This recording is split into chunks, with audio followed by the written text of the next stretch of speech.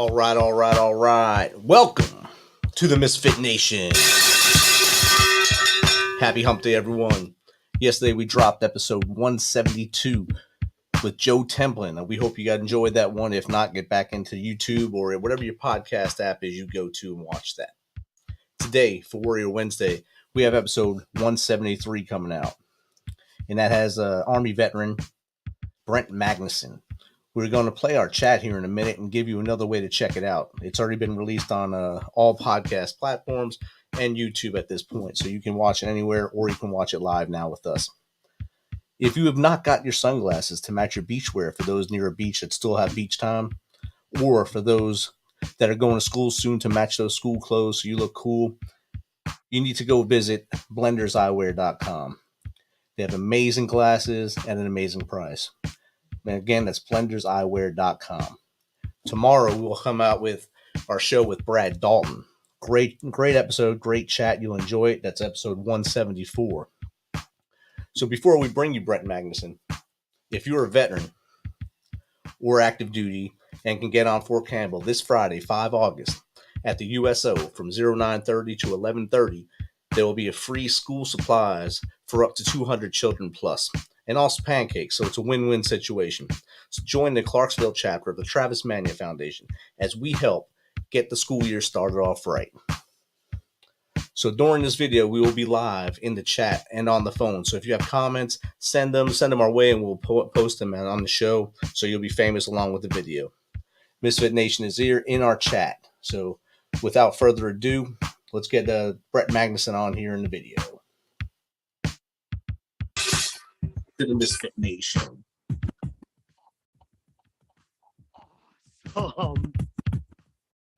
If you're a veteran, if you're struggling, or feel like you're leading a path towards the darkness, stop and think about those who are around you. Think about how they truly value you, how they will miss you. You are not alone. You need to talk to someone. Someone will listen to you. If you feel like you'll be a burden to someone or feel embarrassed, call the hotline at 988 and press option 1. For those who are new, the hotline has changed. It's now 988, and just press option 1 and it'll take care of you. Don't make a permanent solution to a temporary problem. If you're a new listener, thanks for joining us. Please subscribe to our show on your favorite podcast apps, to include the Military Broadcast Radio app, and check out our family of shows there. Don't forget to subscribe to our YouTube channel at _MisFitNation. That's _MisFitNation. Subscribe and click the bell. That way you'll be up to date with all our latest news, episodes, and of course, stories of our great guests. Speaking of which, our next guest is a best-selling American author, professional speaker, and former U.S Army Combat Engineer, an adventure seeker, and self-proclaimed test subject for peak social, mental, and physical development. In 2020, he released his much-anticipated book, Roger Up. So without further ado, let's welcome Army veteran Brent Magnussen to the Misfit Nation. Welcome, Brent. Yes, sir. Good to be on. Thank you so much for having me, man. I appreciate the time. I'm glad we finally get to get this thing going. I know we had to reschedule at least once in the past because of my side, and today we barely made it because you were running a little on it, but we know it's a busy world and we both have a busy schedule. So I'm glad we get this thing going, and I get one of my brothers in service on here to talk about their great story and all the things they're doing in the world today. So Brent, if you don't mind, tell us a little bit about yourself from as far back as you want to go to where we are now. Yeah, thanks again for having me on. To all your listeners, my name is Brent Magnussen. I was born and raised about 20 minutes outside of Chicago. That was back before things got real crazy like they are now. And after high school, kind of knew at a young age I was going to be in the military. Vast majority of the men in my family had served in the military in various branches. Knew I wanted to get a gun and go do some good for God and country, so enlisted in the Army. I was a combat engineer. First deployment was to Bosnia in '98. It went from there. After the Army, did some contracting, and after that, got into executive protection, which I still do today. Executive protection, or personal protection as we call it, anything from royal families to high net worth people. And I don't really do much of the celebrity world, but pretty much been working with dignitaries royal families and high net worth people. And it's fun. I still get to get after it at 46 years old and feel like I'm still contributing, even though after a good amount of surgeries, I still can't run and gun like I used to at 22. But yeah, so I enjoy that. And then I'm also entrepreneurial with the book and obviously the Roger Up event, the first big event that we're doing September 1st, 2nd, and 3rd here in Chicago. And yeah, besides that, I'm just a guy that loves America, loves capitalism, and loves being on shows like this, spreading a positive vibe, and just trying to encourage people like I try to encourage myself every day to try and get 1% better every day. And it's a grind and it's a struggle, but just got to put in the work and hopefully we'll all get there. It's awesome, Brent. It's a great backstory. Your family, a great lineage of service, of course. And of course, you kept that lineage going as you went in. You just brought up the first Roger Up event. Let's talk about that a little bit. September 1st through 3rd in Chicago. So tell us what that's all about and how people can get involved with that with you. Yeah, so it started with the book I wrote called Roger Up, and it's obviously on my shirt. So Roger Up is a term I first heard in the U.S. Army. I was on an 18-mile ruck, and it was timed. And about 2 weeks prior, we had done a 12-mile ruck timed. So we were on an 18-mile ruck timed. I was a young E3. I think I was 20. And I was 6'1", 6'1.5", and 160 pounds. I was a twig. And besides the 35 or 40 pounds on my back, I was also carrying the M60, which is about 21.8 pounds. Let's call it 22 pounds. So needless to say, my skinny ass was struggling. And at mile 14, with 4 miles to go, I broke down. And for the first time in my life, aside from wrestling, aside from martial arts, and aside from soccer, I pretty much quit. And I just said, that's it. That's all I got. And my platoon sergeant stopped by casually and said, Maggie, you need to Roger the fuck up. Let's go. And he walked the last 4 miles with me. And that was a defining moment. That was in 1999-ish, 98. And ever since then, that term has been like brainwashed and ingrained in my brain. So whenever I've had tough times in my life or challenges or others have, I've just kind of blended that Roger Up mantra. And everyone has their own way. It's man up, woman up, suck it up, embrace the suck. You see all the t-shirts. But Roger Up always stuck with me.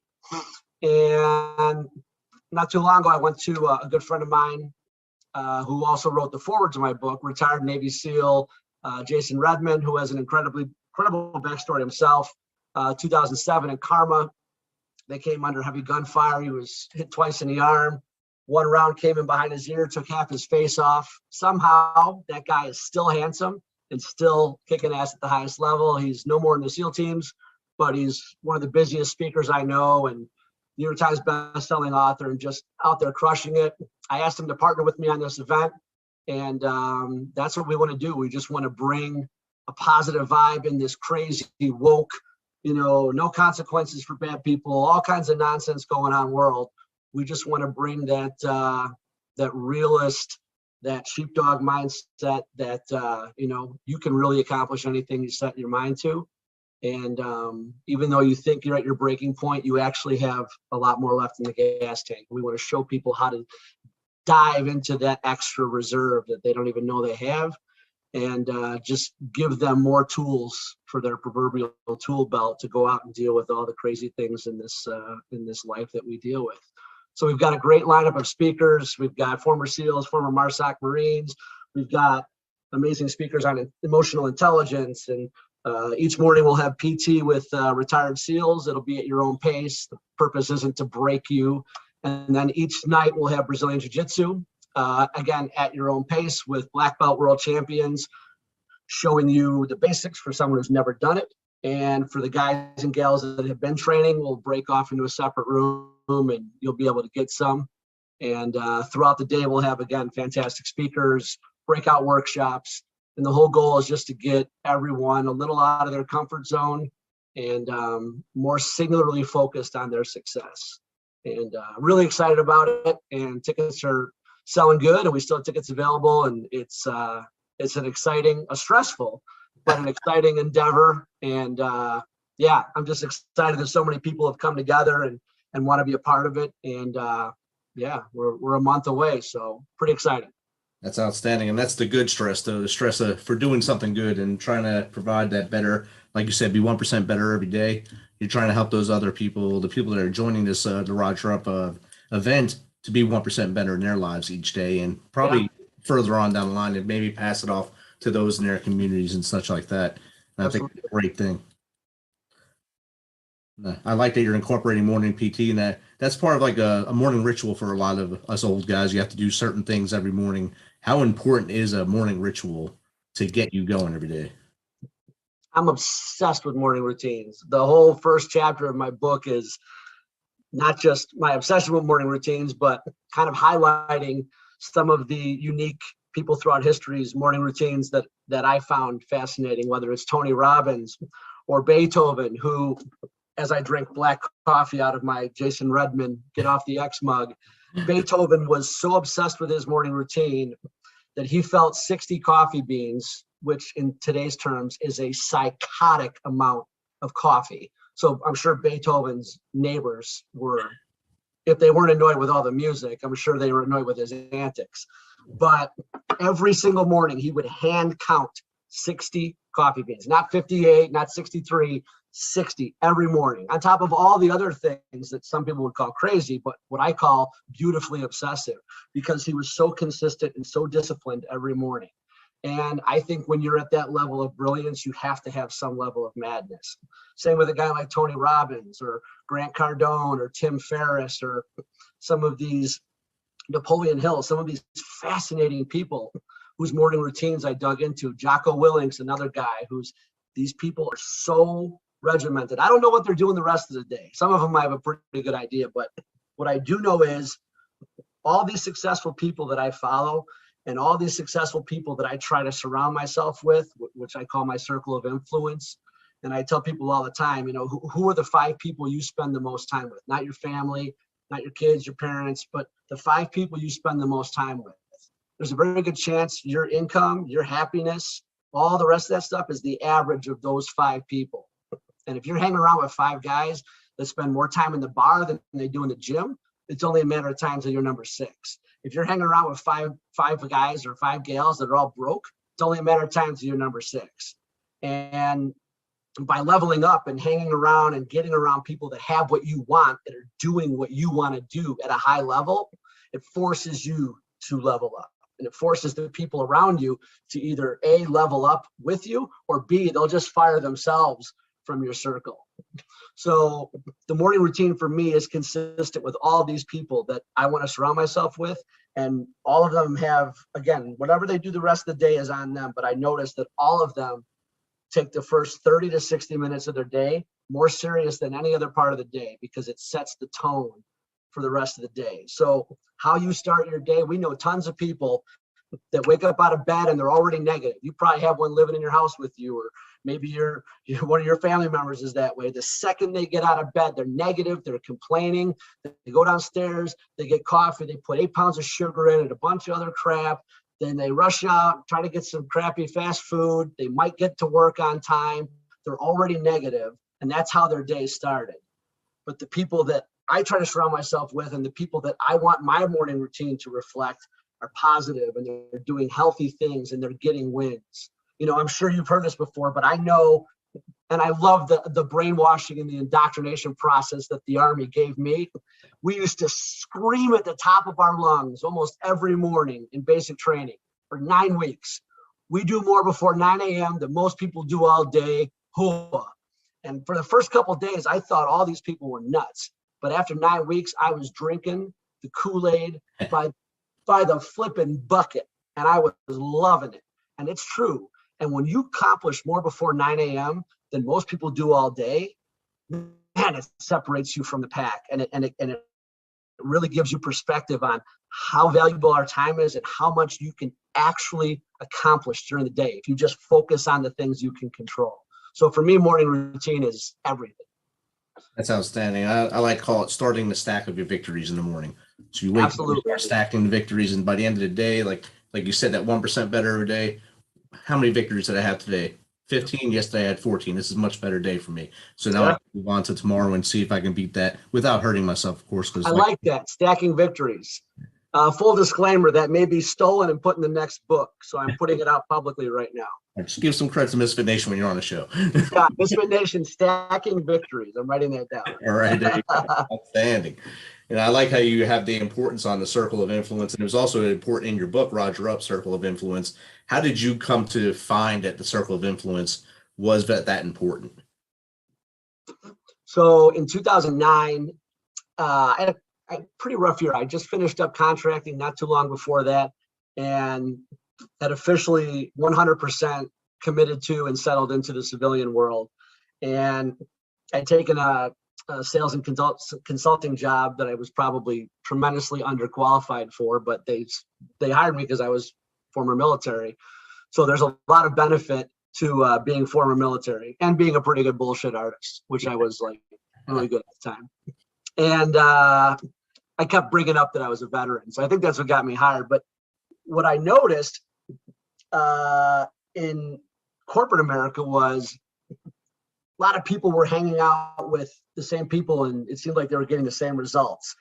And from a sales or consulting perspective, I noticed that even though I may not have liked them personality wise, when I started surrounding myself with the people that were making the most money, I noticed that my level of income and my sales went up. So in 2009, I lost my mom to cancer. I came back to Las Vegas where I was living. After 118 years in business, my company filed corporate bankruptcy. And I found out the chick I was dating and living with wasn't, we'll say, as honest as she should have been. So in a 3-week period, I lost my mom, my job, and my chick.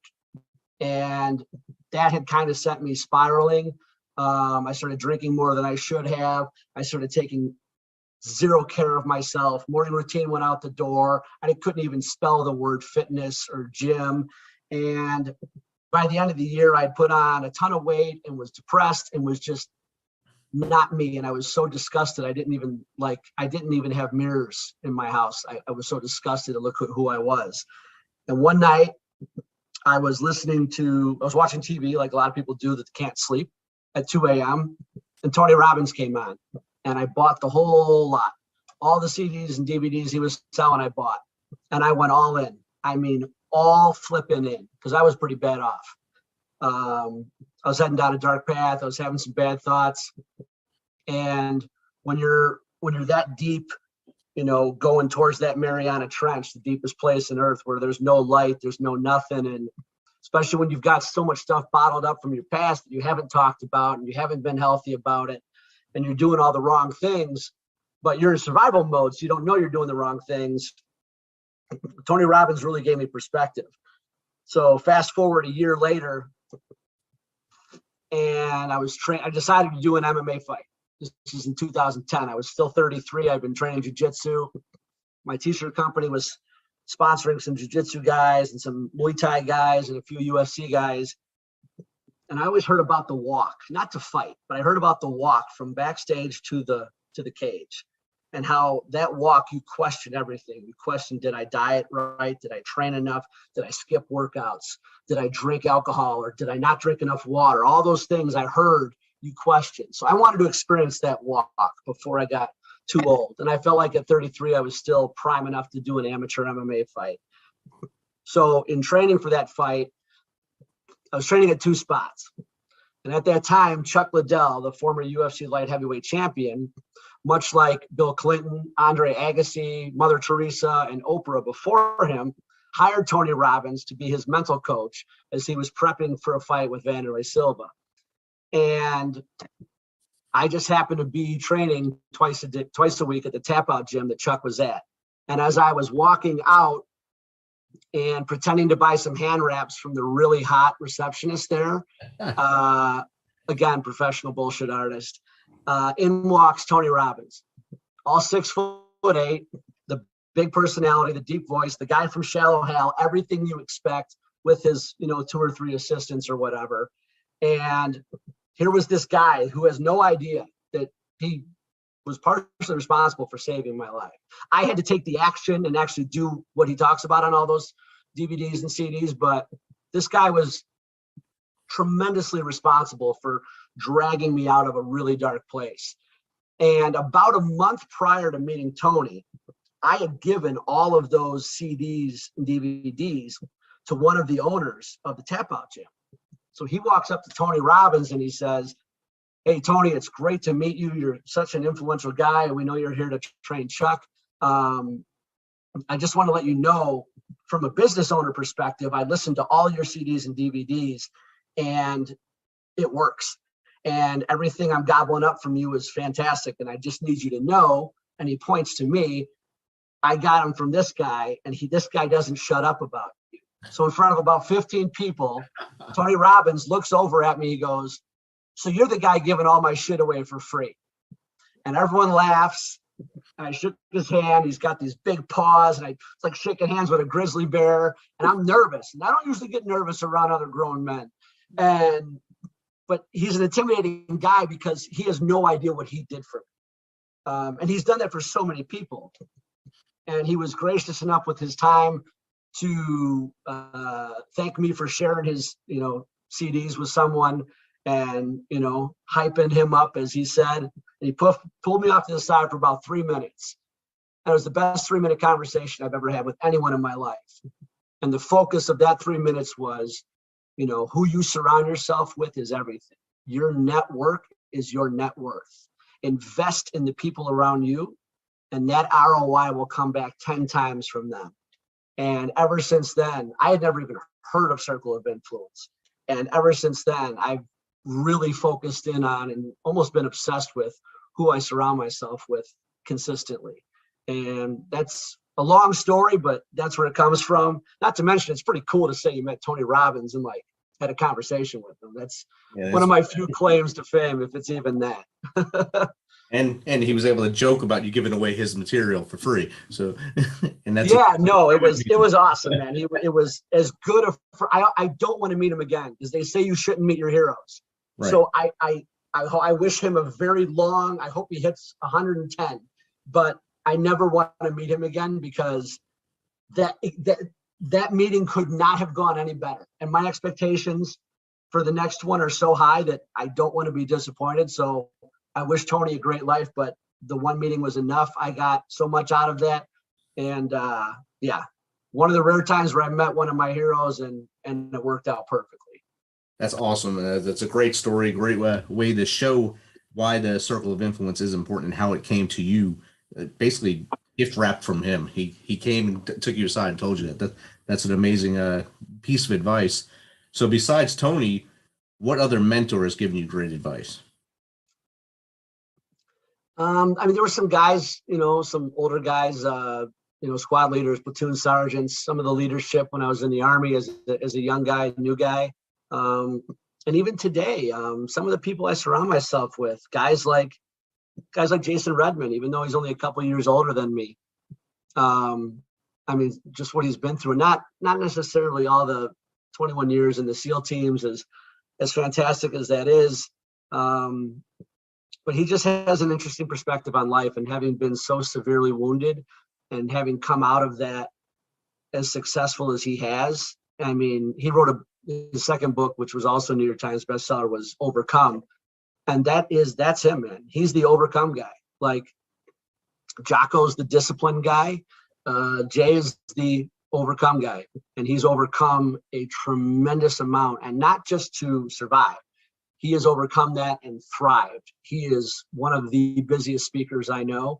And it's like every time, I hope you have someone like that in your life, where every time you get off the phone with them, you're in a better mood, and you're more positive, and you're more jacked up, and you're more wanting to live up to a higher standard. And I'm fortunate to have, 3 or 4 guys in my phone where, they're harder guys to get a hold of. And I like having people like that in my phone where, you can't just call them randomly. You got to, figure out when you're going to talk. But every time you get off the call with them, you feel like you know yourself better. You might have learned something, but more importantly, you are just better for being on the phone with them. And that's what Jay and a few other people do for me still to this day. So it's so important to have mentors, I think. Oh, definitely. Mentors and mentorship, being able to give back also, because we can't take what we have and go to the grave with it without sharing. Otherwise, it's just a waste of knowledge that we've learned. So while Yeah. we're stacking those victories, gathering all that intelligence from our mentors, we also have to spread that wealth as we go forward. Yeah, I guess we'll transition a little bit here into the Resilient Warrior Foundation. Let's talk a little bit about that, since I know you're a member of the board there, and it's something that's pretty important to you, right? So let's Yeah. let's talk about Yeah. RWF a little bit. Got a bunch of patches here. Resilient Warrior And Foundation. Yeah. So a good buddy of mine, Matt Davidson. We years back we got our purple belts together, and we trained at the same gym with Luis Claudio. Luis was just over the weekend in Juliana Pena's corner. Unfortunately, she did not get the nod against Amanda Nunes in the rematch, but Luis is a phenomenal jiu-jitsu guy, 4th degree black belt under the legendary Rickson Gracie. For those of you that don't know anything about jiu-jitsu, Rickson is basically our sport's Michael Jordan, Tiger Woods, Wayne Gretzky. And Luis is one of his best black belts. So Matt and I met through the gym, and Matt's an Air Force veteran, and he said, "Hey man, I know you're really immersed in the jiu-jitsu world, and I know you're very active in the veteran community." And he said, "We got to find a way to help out our brothers and sisters, because you and I both know what jiu-jitsu has done for us." So I have a nonprofit. It's called Resilient Warrior Foundation, and we sponsor for veterans or first responders with PTSD that they acquired in their service to this amazing country. We want to pay for their jiu-jitsu at any school in any state in the country. And we're going to pay that bill every month. And we just ask that they show up once or twice a week, train hard, learn as much as they can. And there's tons of research out there. There's tons of research being done. And the bottom line is, when we transition out of the military, regardless of what our job was, but more specifically for guys and gals that were in combat arms, guys and gals that deployed, guys and gals that were in for a longer amount of time, when you get out of the military, you don't have anyone telling you where to be. You don't have anyone telling you what to do. You don't have anyone really holding you accountable. So it's easy to get off course real quick, real fast. It's easy to go to the bottle. It's easy to go to the VA, and trust me, they'll throw more pills at you than they can count, and then you can count. And what jiu-jitsu does in a really beautiful way, not only is it, in my humble opinion, the most effective martial art in the world, but it really teaches you what a lot of people don't realize about jiu-jitsu is it teaches you what the military taught you, but it teaches you in a different way. It reteaches you, depending on how long you've been out or how bad your PTSD is. It reteaches you how to survive. If you've got a 200-pound guy on top of you and you guys are rolling, and your only objective is not to get choked out or not to get your arm caught in an arm bar, and this 200-pound gorilla, who may or may not be on performance-enhancing drugs, is sweating all over you and trying to injure you, even though you're training together, and you survive that, you take that home with you, and that carries over into your family life, carries over into your work life. It's reinstilling discipline. It's reinstilling how to survive, how to be resilient, and how to overcome adversity.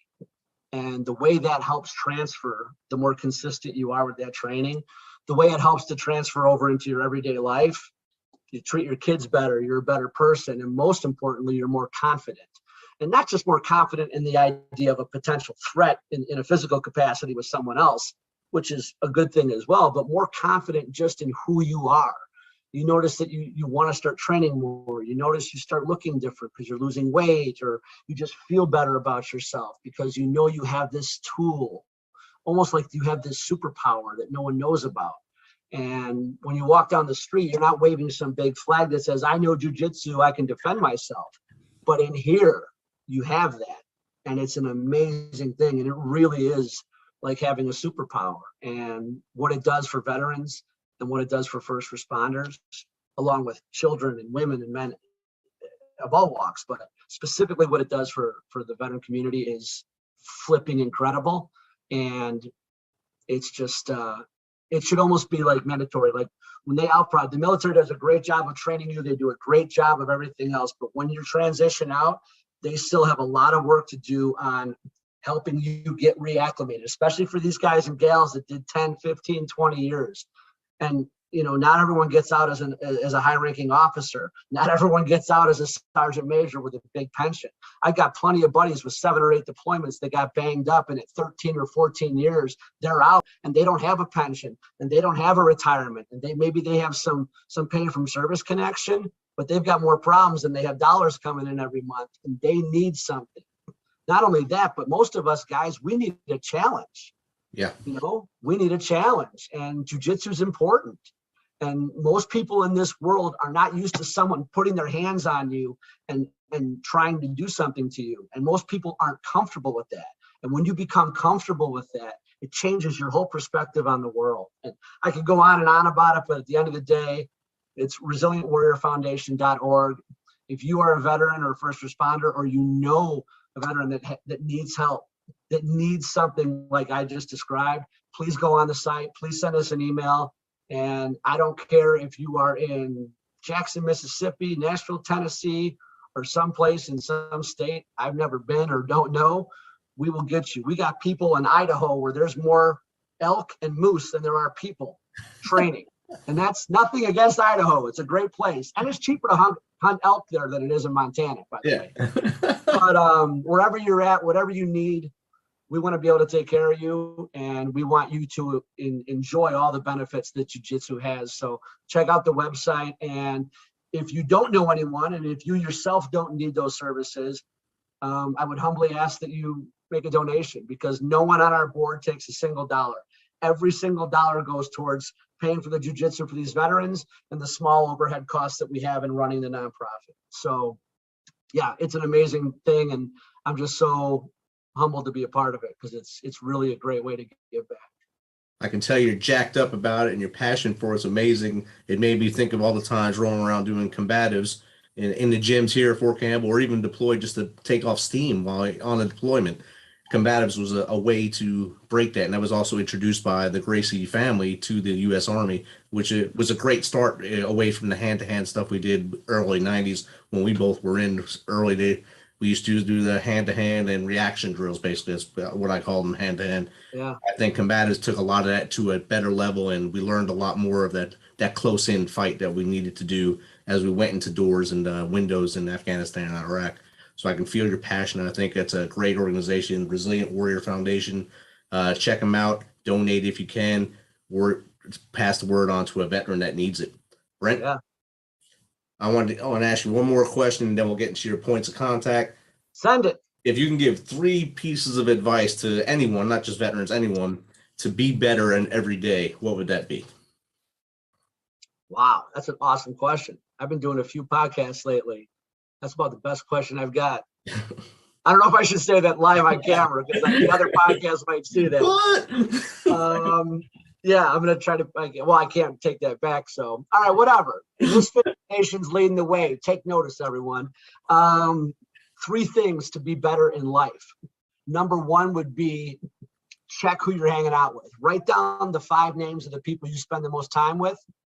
Find the person that's the most negative, that crab in the bucket that every time you get a win, they want to pull you down. And then put a check next to the person who's the most positive, who celebrates your wins, who genuinely and honestly wants you to be better, and start spending more time with that person. And then find someone new that's doing what you want to do at a high level and who has what you want. Do whatever you need to do. Send emails, offer to take them out to lunch, offer to take them out for coffee, be around them, find out what makes them tick, and try to get them involved in your circle of influence. And if you have those people in year 5, just like Meet the Fockers, are you in the circle or are you out of the circle? Number 2 would be, I mean, again, everyone has their own ideas on what success is. For me, it's not all about what's in your bank account. There's so many more things that equal success. But I would say the number 2 thing is really check yourself, your physical, your finances, your family, your friends, checking all those things and seeing, are you really operating at a high enough standard that you're happy with? You know, if you take like the 4 F's, like the fitness, the family, the faith, and the finances, are you operating at a 7 out of 10 or higher? And you got plenty of people that are making a shit ton of money and they maybe have good fitness, but their faith is terrible and their family life is terrible. So my advice for people is try to be, in jiu-jitsu terms, at least a purple belt, at least a 6 or higher in all those areas. And if you can do that and have balance, the super, super uber successful people that I see seem to have one thing in common besides those morning routines, and that's that balance in those 4 areas. And then I know it sounds crazy, but one thing that people don't do enough of is drink water.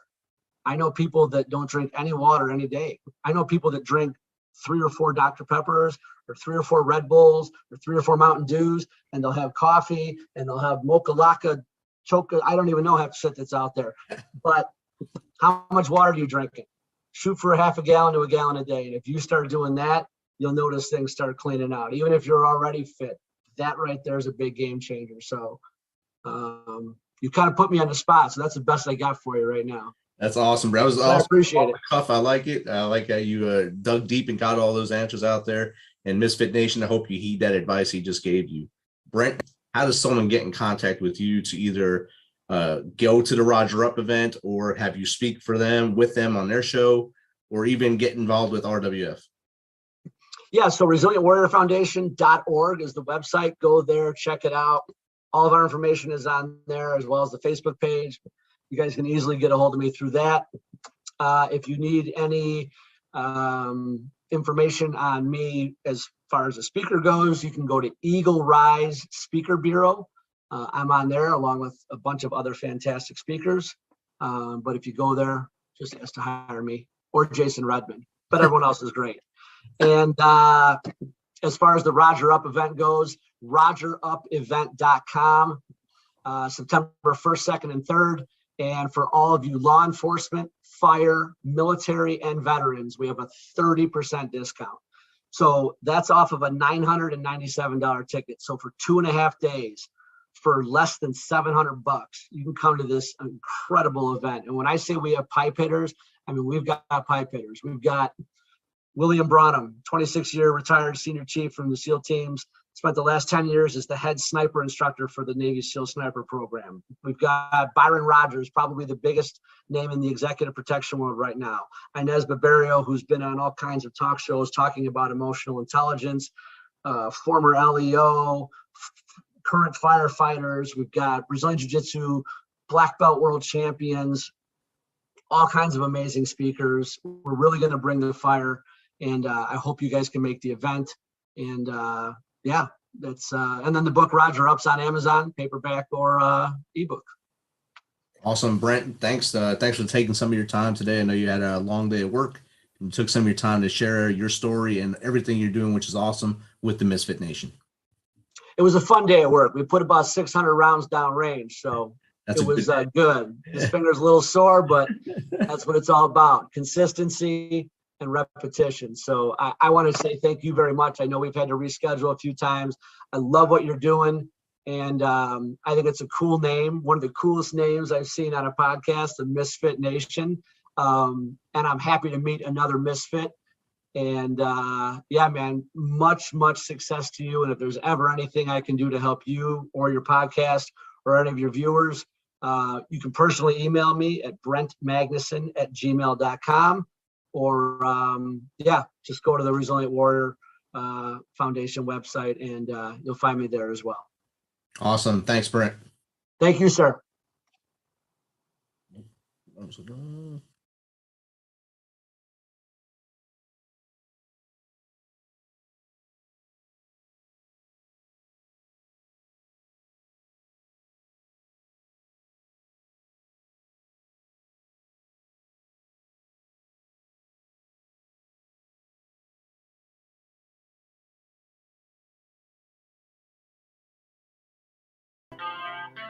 All right, that was a great chat with Brent there. I hope you got a lot out of it. Don't forget to check out ResilientWarriorFoundation.org, or if you want to go to the Roger Up event, go to garagereup.com and sign up. So thanks for checking us out and being part of the Misfit Nation on this, your hump day. Don't forget to visit our website at themisfitnation.com to catch up on all of our episodes and also to get some of that Misfit Nation gear. So as always, be humble, stay hungry, and keep hustling because we are